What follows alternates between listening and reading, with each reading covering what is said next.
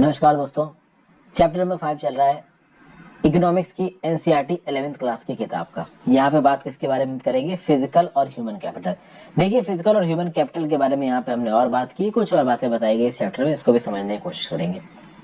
Basically ये physical और human capital होता क्या, ये तो हमने पिछले वीडियो में समझा, लेकिन इस फिजिकल और ह्यूमन कैपिटल को बनाने के लिए इन्वेस्टमेंट डिसीजंस किस हिसाब से लिए जाते हैं, इसको हम लोग यहाँ पे समझने की कोशिश करेंगे।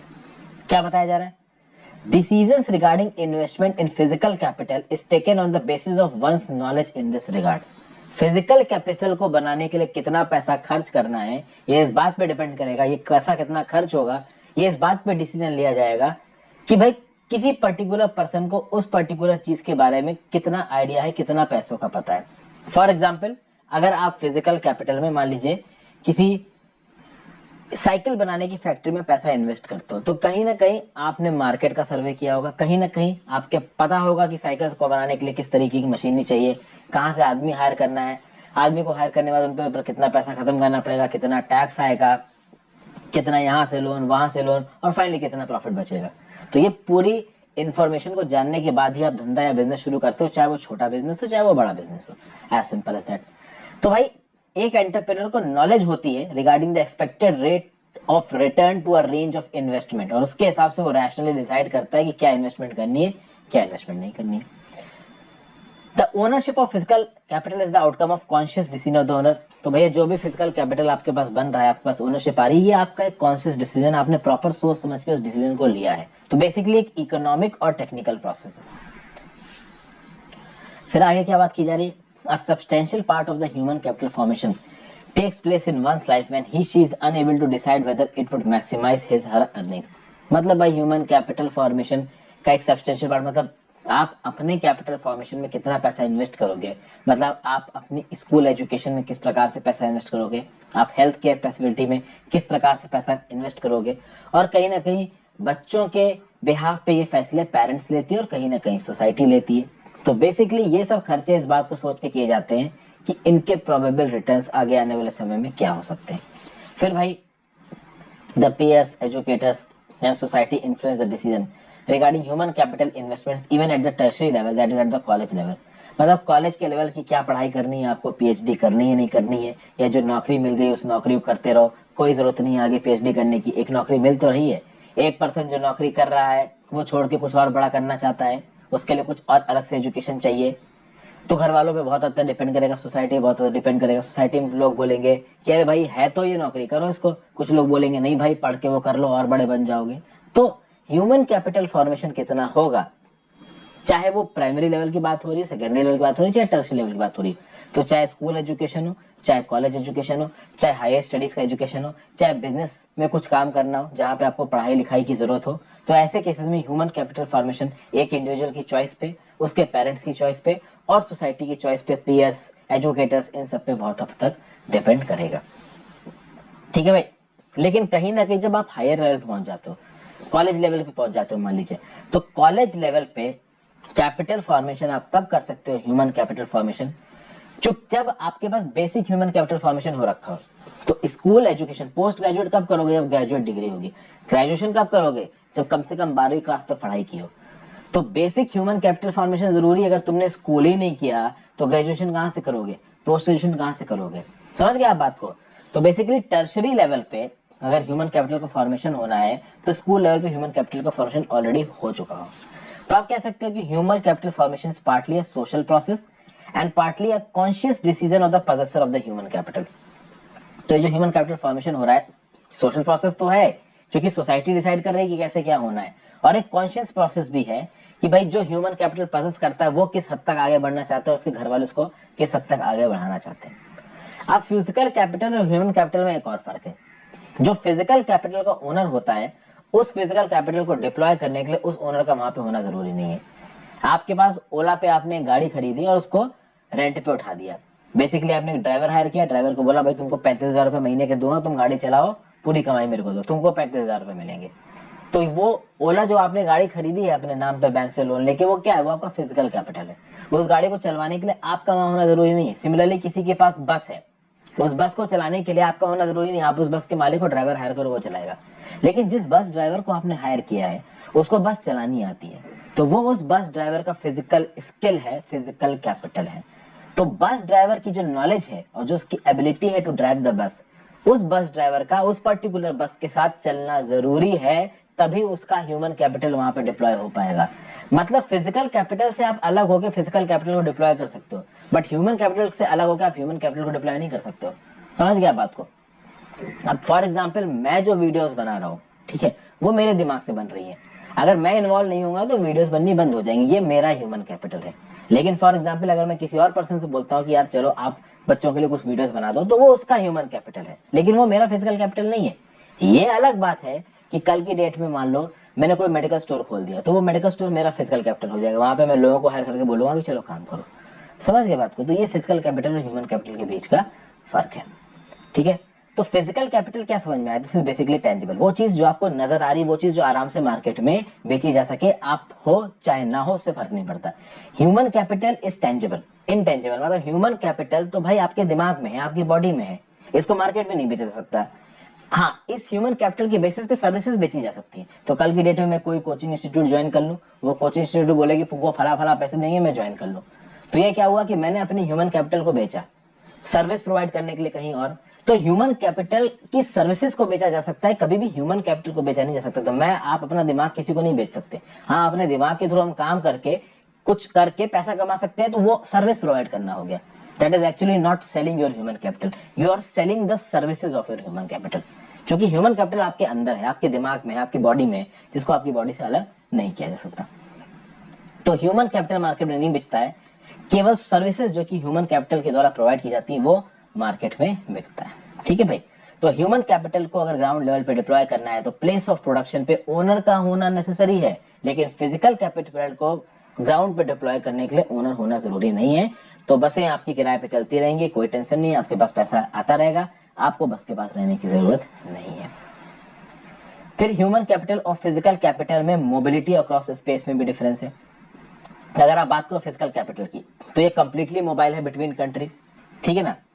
तो दो कंट्रीज के बीच में फिजिकल कैपिटल ट्रांसपोर्ट किया जा सकता है। तो मान लीजिए आप टाटा मोटर्स के मालिक हो और आप बहुत सारी कारें बना रहे हो और कारें बाहर एक्सपोर्ट कर रहे हो, तो फिजिकल कैपिटल आपका ट्रांसपोर्ट हो रहा है एक जगह से दूसरी जगह, आप उसके ओनर हो, आपको पैसा मिल रहा है।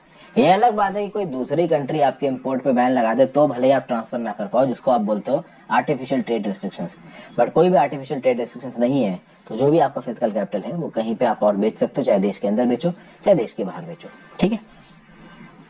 ह्यूमन कैपिटल का फॉर्मेशन भाई इंपोर्ट्स के थ्रू भी हो सकता है। तो अगर आपको किसी सामान की जरूरत है, किसी टेंजिबल सामान की जरूरत है, तो मान लीजिए कि आपको लैपटॉप चाहिए, तो लैपटॉप को आपने इंपोर्ट किया, कहां से इंपोर्ट किया? बाहर के देशों से इंपोर्ट किया। अब देश में भी लैपटॉप बन रहा है, बट आप इस लैपटॉप को यानी और भी किसी काम की चीज को, जो कि जैसे प्रेस हो गई, घर में सोने वाला बेड हो गया, सोफा हो गया, टीवी हो गया, इस प्रकार की चीजों, चेयर की तरीके की चीजों को आप मंगवा सकते हो, चाहे देश के अंदर से खरीद लो चाहे बाहर से इंडिया में इंपोर्ट कर लो। तो फिजिकल कैपिटल को इंपोर्ट भी किया जा सकता है। ह्यूमन कैपिटल की बात की जाए तो ह्यूमन कैपिटल का जो मूवमेंट होता है ना, वो इतना मोबाइल नहीं होता है।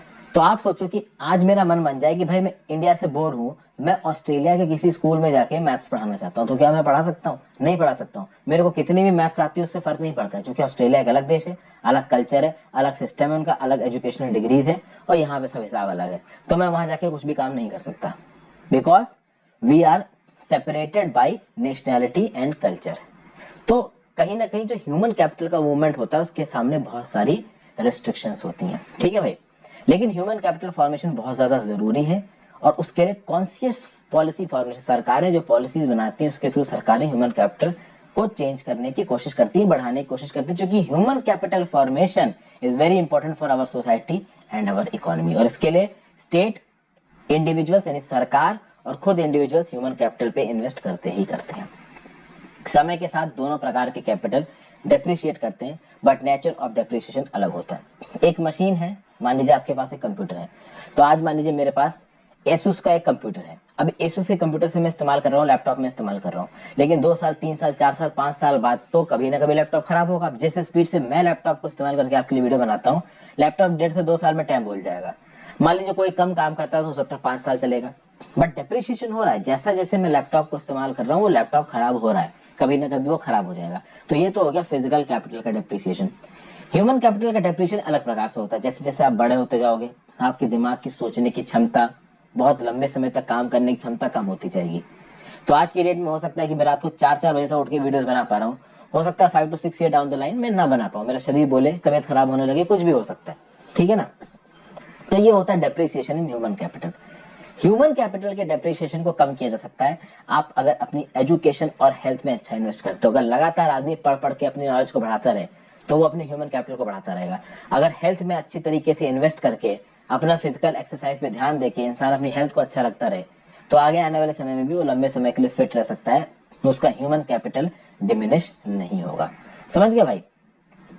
तो कहीं ना कहीं यहाँ पे देखिए, the investment also facilitates human capital to cope with change in technology which is not the case with physical capital. यानी कि एजुकेशन और हेल्थ के अंदर अगर आप इन्वेस्ट करते हो तो आगे आने वाले समय में आपका ह्यूमन कैपिटल टेक्नोलॉजी के साथ अपने आप को एडजस्ट कर लेगा। तो अगर आप C++ के एक्सपर्ट हो तो बाद में जावा, जूमला, ड्रूपल सबके एक्सपर्ट बन सकते हो, ठीक है, क्योंकि लगातार आप अपने आप को एजुकेट कर रहे हो और टेक्नोलॉजी के साथ अडाप्ट कर रहे हो। लेकिन एक मशीन जिस ढर्रे पे बन गई और बिल्कुल ही कोई नई प्रकार की मशीन आ गई तो पुरानी मशीन ऑब्सोलीट हो जाएगी, बिल्कुल बेकार हो जाएगी। तो ह्यूमन कैपिटल के अंदर ये ताकत होती है कि एजुकेशन और हेल्थ में इन्वेस्टमेंट करने के बेसिस पे लगातार बदलते एनवायरनमेंट के साथ वो कोप अप कर सकता है। फिजिकल कैपिटल में ताकत नहीं होती है, ठीक है। फिर जिस प्रकार के बेनिफिट्स आते हैं ह्यूमन कैपिटल से और फिजिकल कैपिटल से, इसमें भी फर्क है।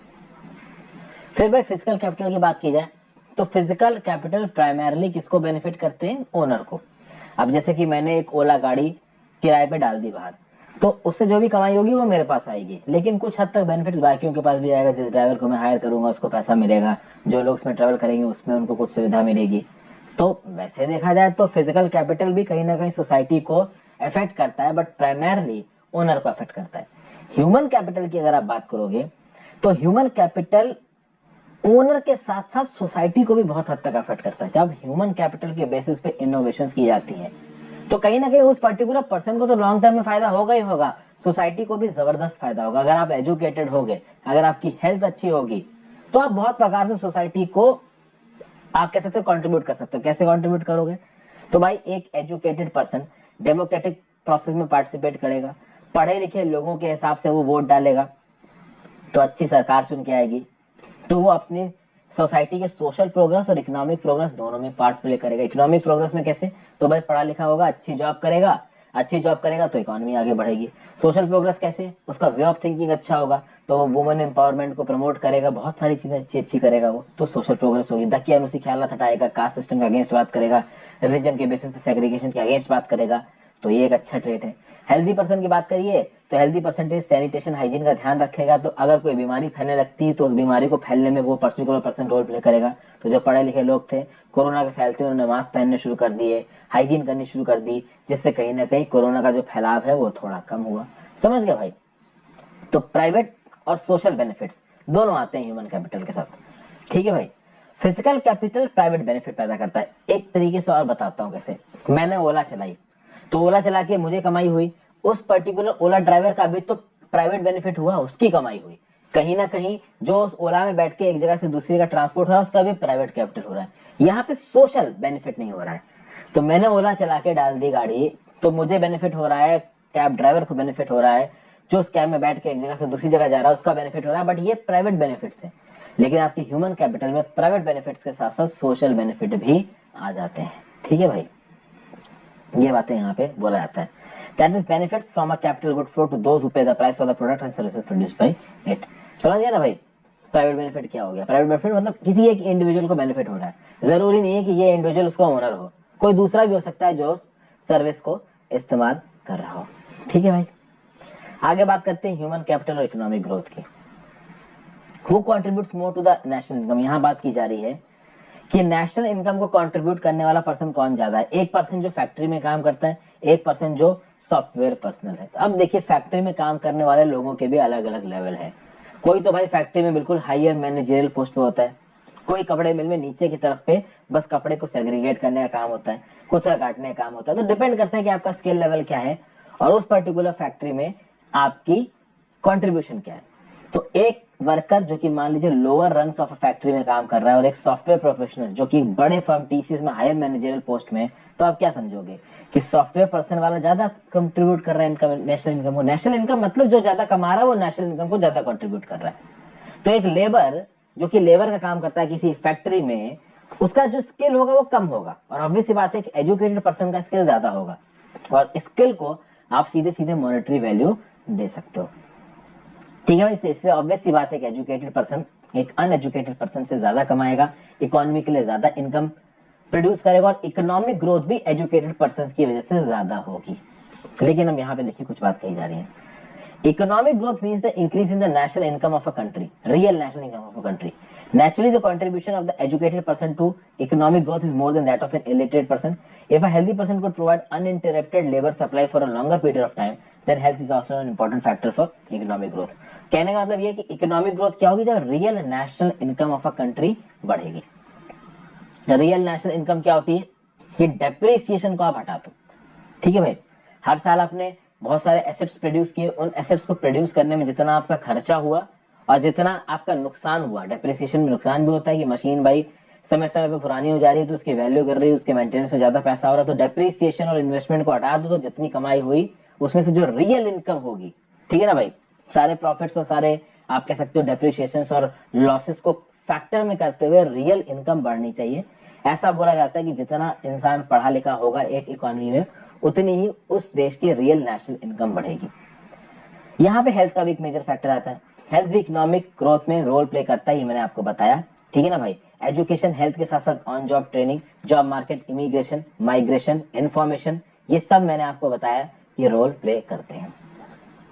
अब देखिए, the enhanced productivity of human beings or human capital contributes substantially not only towards increasing labor productivity but also stimulates innovations and creates ability to absorb new technologies. एक ह्यूमन बीइंग की जब प्रोडक्टिविटी बढ़ती है तो उसका human capital बनता है, वो स्किल्ड लॉट में आने लगता है, और जब वो स्किल्ड लॉट में आने लगता है तब कहीं ना कहीं और इनोवेशन करता है, और इनोवेशन करता है तो नई टेक्नोलॉजीज आती है, नई टेक्नोलॉजीज आती हैं तो किसी एक पर्टिकुलर काम को करने के जो तरीके होते हैं वो और इवॉल्व होते हैं, साइंटिफिक एडवांसमेंट बढ़ता है और चीजें और आसान तरीके से होने लगती हैं, कम लेबोरियस तरीके से होने लगती हैं। इसलिए एजुकेटेड लेबर अगर होगी तो न्यू टेक्नोलॉजीज को हम जल्दी अडॉप्ट कर पाएंगे, और अगर हम नई टेक्नोलॉजी से जल्दी अडॉप्ट कर पाते हैं तो हम अपने देश की प्रोग्रेस को भी बहुत तेजी से आगे बढ़ा पाएंगे। ठीक है भाई, फिर आगे क्या बात की जाए, empirical evidence to prove that increase in human capital causes economic growth is rather nebulous. अब यहाँ पे चीजें समझनी पड़ेंगी आपको। एम्पेरिकल मतलब आपने एक्सपेरिमेंट किया, एक्सपेरिमेंट करके ऑब्जर्वेशन किया और आपने कोई कंक्लूजन निकाला। नेबुलस का मतलब क्या हो गया कि मतलब गलत है, एक्यूरेट नहीं है। तो मान लीजिए आपने एम्पेरिकल एविडेंस के थ्रू, प्रॉपर एनालिसिस और ऑब्जर्वेशन के थ्रू ये पता किया कि ह्यूमन कैपिटल बढ़ने से इकोनॉमिक ग्रोथ बढ़ रहा है, तो ये कहना गलत होगा। आप किसी भी प्रकार का एम्पेरिकल एविडेंस लगा दीजिए, अगर आप ये बोलते हो कि ह्यूमन कैपिटल बढ़ने की वजह से इकोनॉमिक ग्रोथ बढ़ रहा है, तो ये कहना गलत होगा, क्योंकि यहाँ पे मेजरमेंट प्रॉब्लम्स आ सकती हैं, एक कंपैरेटिव एनालिसिस आ सकता है। फॉर एग्जाम्पल, अगर एक पर्टिकुलर बच्चा स्कूल गया और स्कूल जाके उसने 6-7 साल अच्छे से पढ़ाई करी, तो क्या इस बात की गारंटी कि 6-7 साल बाद जब वो बच्चा बाहर निकलेगा तो वो उसके अंदर क्वालिटी होगी, उसके अंदर सारी बेसिक स्किल्स होंगी? नहीं होगी। आप देखिए इंडिया में इंजीनियरिंग के क्या हालात है, 4 साल लोग पढ़ जाते हैं इंजीनियरिंग में और उनको बेसिक आइडिया भी नहीं पता होता इंजीनियरिंग का कि मैकेनिकल इंजीनियरिंग क्या है, इलेक्ट्रिकल इंजीनियरिंग क्या है। मैं खुद मैकेनिकल इंजीनियर हूँ, मुझे मेडिकल इंजीनियरिंग की आज की डेट में ABCD पूछ लो नहीं पता होगी। ठीक है, इंडिया में ऐसा बहुत होता है। ओके, तो बेसिकली आपने एजुकेशन करते समय कितना समय व्यक्त किया उस एजुकेशन में, टीचर पीपल रेशियो क्या है, कितने पढ़ाने वाले लोग हैं, कितने पढ़ने वाले लोग हैं, एनरोलमेंट रेट्स क्या है, क्वालिटी ऑफ एजुकेशन में, ये सब चीजें एक लिमिट से ज्यादा मैटर नहीं करती हैं। अगर आप सिर्फ क्वांटिटेटिव टर्म्स में बात करोगे तो आपको कभी भी एग्जैक्ट वैल्यू पता नहीं चल पाएगी, आपको क्वालिटेटिव एंगल भी यहाँ पे लेके आना पड़ेगा। फिर भाई अगर आप हेल्थ सर्विसेज की बात करो तो हेल्थ सर्विसेज में कितना पैसा खत्म हो रहा है इससे फर्क नहीं पड़ता। समझिए बात को, एक हमारा जो इंडिया जैसा देश है, यहाँ पे बहुत ज्यादा इनइक्वालिटी, कुछ लोगों के पास तो जरूरत से ज्यादा पैसा है, कुछ लोगों के पास जरूरत से कम पैसा है। तो सिर्फ पैसे के रिस्पेक्ट में अगर आप सोचो कि हेल्थ सर्विसेज को अच्छी मिल रही है, खराब मिल रही है, गलत है। केवल आप मोर्टेलिटी रेट के बेसिस पे एसेस करने लगो चीजों को कि ये चीज सही है या गलत है हेल्थ के फील्ड में, तो वो गलत है। कुल मिला के बात यह है कि सामने से जो इंडिकेटर्स हमको दिखते हैं, जब तक हम उनको तोड़ के हर सब फील्ड में उनके एनालिसिस नहीं करते, कंपैरेटिव एनालिसिस नहीं करते दूसरी जगहों से, तब तक हम एग्जैक्ट किसी भी एस्पेक्ट की, चाहे वो एजुकेशन हो चाहे वो हेल्थ हो, उसके डेप्थ को नहीं समझ पाएंगे।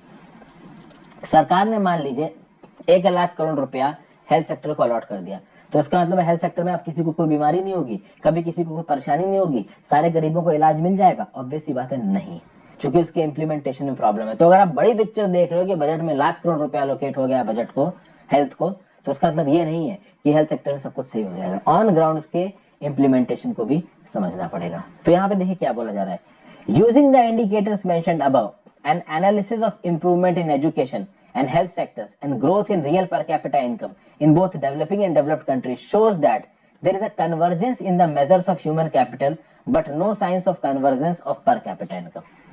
मतलब यहाँ पे डेवलपिंग कंट्रीज और डेवलप्ड कंट्रीज को कंपेयर किया गया है। चाहे आप डेवलप्ड कंट्रीज की बात कर लीजिए, चाहे डेवलपिंग कंट्रीज की बात कर लीजिए, दोनों जगहों पे एजुकेशनल पैरामीटर्स अच्छे हो रहे हैं, दोनों जगह पे हेल्थ पैरामीटर्स अच्छे हो रहे हैं। लेकिन अगर आप इन दोनों कंट्रीज की रियल पर कैपिटा इनकम को कंपेयर करोगे तो डेवलप्ड कंट्रीज इंडिया से बहुत ज्यादा है। आप उठा के देख लीजिए per capita income GDP Switzerland की और इंडिया से, दोनों ही जगहों पे एजुकेशन सेक्टर अच्छा है, दोनों ही जगहों पे आपका हेल्थ सेक्टर अच्छा हो रहा है धीरे धीरे। लेकिन कौन ज्यादा है पर कैपिटा रियल इनकम में? ऑब्वियस सी बात है, स्विट्जरलैंड ज्यादा है। तो पर कैपिटा रियल इनकम में यहाँ केवल पैसा नहीं है, आपके लिए सच में सोसाइटी में कितनी अच्छी चीजें आ रही हैं ये भी यहाँ पे इंक्लूडेड है। ठीक है ना भाई? तो in other words the human capital growth in developing countries has been faster but the growth of per capita real income has not been fast। तो डेवलपिंग कंट्रीज में भाई कैपिटल ग्रोथ हुआ है, ह्यूमन कैपिटल ग्रोथ हुआ है, सब कुछ हुआ है, बट पर कैपिटा इनकम उतनी तेजी से नहीं बढ़ी है। That is higher income causes building of high level of human capital and vice versa. अगर आपकी इनकम ज्यादा है तो आपका ह्यूमन कैपिटल भी ज्यादा होगा, और इसका उल्टा भी सच है। मतलब अगर आपकी इनकम ज्यादा है तो आपका ह्यूमन कैपिटल ज्यादा होगा। वैसे तो देखा जाए भाई ये बात बिल्कुल सही नहीं, क्योंकि कुछ लोगों की इनकम बहुत ज्यादा होती है, पुराने जो आप कह सकते हो ठेकेदार हैं, जमींदार हैं, या बिना पढ़े लिखे लोग हैं जिनको फ्री में अपने माँ बाप से पैसा मिल गया है, तो उनके पास हो सकता है कि इनकम ज्यादा हो बट ह्यूमन कैपिटल उस लेवल का ज्यादा नहीं है। बट नॉर्मल अगर केसेस में देखा जाता है कि अगर ह्यूमन कैपिटल ज्यादा है तो आप इनकम अपनी ज्यादा कर लोगे, और अगर आपकी इनकम ज्यादा है तो ज्यादातर केसेस में देखा जाता है कि ह्यूमन कैपिटल ठीक ठाक हो जाता है। क्योंकि पढ़े लिखे लोग जिनके पास है वो मैनेजमेंट कोटा से जाके लंदन विंदन स्कूल से अपना इकोनॉमिक्स का वो कर लेंगे, और कुछ ना कुछ पढ़े लिखे वो भी हो जाएंगे। तो काफी चीजें यहाँ पे कंपैरेटिव है, एनालिटिकल है, मैं आपको समझा रहा हूँ, थोड़ी बोरिंग भी है, इतना जरूरी नहीं है इसमें डिटेल में घुसना, बट फिर भी चलिए मैं आपको पूरा समझाने की कोशिश कर रहा हूँ। इकोनॉमिक ग्रोथ में इंडिया ने ह्यूमन कैपिटल की इंपॉर्टेंस को बहुत पहले समझ लिया। 7th ईयर प्लान देखिए क्या बोल रहा है, human resources development, red human capital, human resource development को आप ह्यूमन कैपिटल भी कह सकते हो, has necessarily to be assigned a key role in any development strategy, particularly in a country with a large population. Trained and educated on sound lines, a large population can itself become an asset in accelerating economic growth and in ensuring social change in desired directions. कहने का क्या मतलब है कि किसी भी देश की प्रोग्रेस में उसके ह्यूमन रिसोर्स सबसे ज्यादा इंपॉर्टेंट होते हैं। अगर इंडिया जैसे देश पूरी तरीके से अपने डेमोग्राफिक डिविडेंड को इस्तेमाल कर सके, अगर इंडिया के देश की जो इतनी बड़ी यूथ पॉपुलेशन उसको प्रॉपर तरीके से ट्रेन करके पढ़ाया लिखाया जा सके, तो ये पॉपुलेशन हमारे लिए एक एसेट बन जाएगी। आज की डेट में जो हमारे लिए ये पॉपुलेशन एक लायबिलिटी बन गई है, भुखमरी, गरीबी, बेरोजगारी, ये सब एक एसेट में कन्वर्ट हो जाएगी अगर सब लोग पढ़े लिखे हो जाएं, ट्रेंड हो जाएं। इकोनॉमिक ग्रोथ भी बहुत तेजी से होगा, सोशल डायरेक्शंस भी अच्छे होंगे। लेकिन प्रॉब्लम ये है कि इतनी बड़ी पॉपुलेशन को पढ़ाना लिखाना, सोशली ग्रो करना, this is not an easy task.